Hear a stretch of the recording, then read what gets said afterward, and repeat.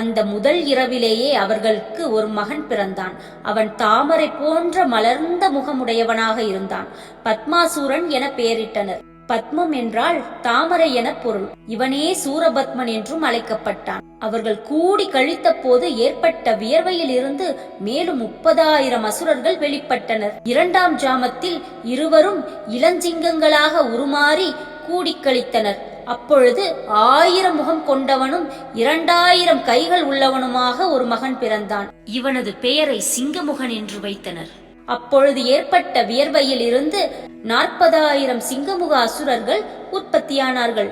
3ஆம் ஜாமத்தில் யானையாக அவர்கள் வடிவெடுத்து கழித்திருந்த போது யானை முகம் கொண்ட தாரகாசூரனும் அவனோடு 40,000 யானை முக சூரர்களும் பிறந்தனர். 4ஆம் ஜாமத்தில் ஆடுகளாக மாறி கூடினர். அப்பொழுது ஆட்டுமுகம் கொண்ட அஜாமுகி என்ற மகள் பிறந்தார்.